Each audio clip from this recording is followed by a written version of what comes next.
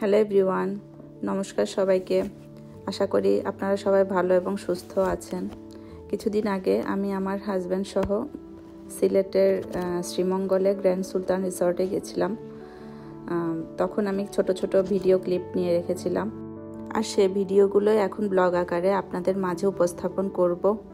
এই রিসর্টটা মূলত সিলেটের শ্রীমঙ্গলেই অবস্থিত। এক কথায় অসাধারণ একটা রিসর্ট, যেখানে গেলে বারবার যেতে ইচ্ছা হবে আপনার।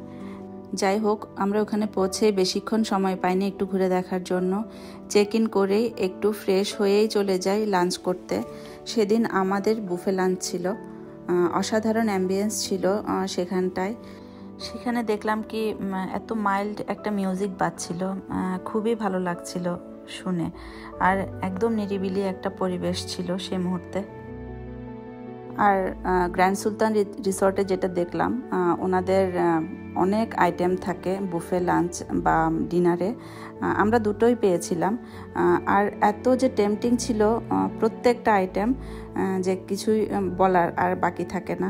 মানে কোনটা ছেড়ে কোনটা নেব বুঝতেই পারছিলাম না। আরেকজন তো আছেন আমার কর্তামশাই, যিনি খেতে খুবই ভালোবাসেন। ও তো বুফে লাঞ্চ বা ডিনার একটা হলেই হলো।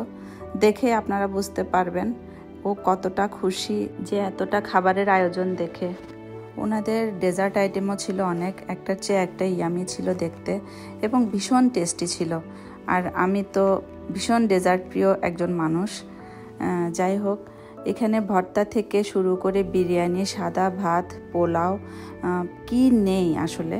সেদিন আসলে আমি সবগুলো খাবারের ভিডিও নিতে পারিনি। আর দেখুন আমার কর্তামশাইকে, কতটা খুশি আসলে ও আমার আগে খেতে বসে গেল।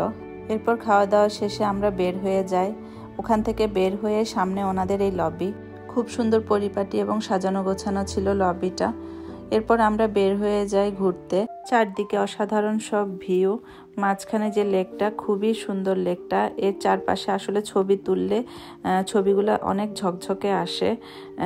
পাশে একটা চা বাগান ছিল। সেই চা বাগানটাতে আসলে ওনাদের প্রত্যেকটা হচ্ছে প্যাকেজের মধ্যে। ওনারা এত সুন্দর চারপাশটা গুছিয়ে রেখেছে যে ইচ্ছা করবে যে প্রত্যেক কয়টা জায়গাতে দাঁড়িয়ে ছবি তুলি। এত সুন্দর হয় ছবিগুলো যে দেখার মতো আসলে। এখানে গলফ ক্লাব থেকে শুরু করে সুইমিং পুল, অনেক সুন্দর অনেক সুন্দর। সুইমিং পুলটা তো খুবই সুন্দর।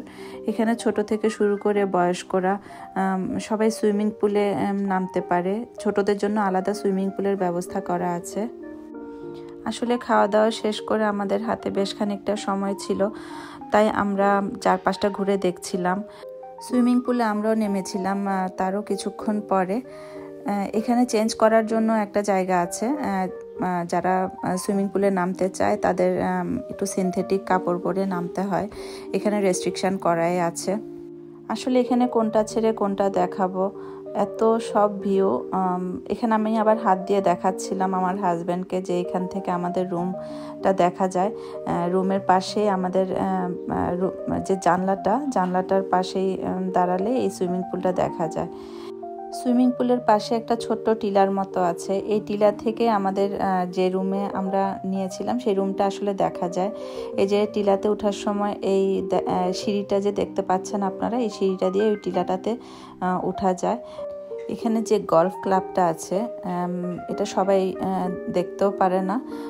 একমাত্র যারা এখানকার সদস্য, যারা গলফের সদস্য, তারাই একমাত্র ইউজ করতে পারে। এরপর আমরা দুজন অনেকক্ষণ ঘোরাঘুরি শেষে আবার লবির দিকে ফিরে যাই।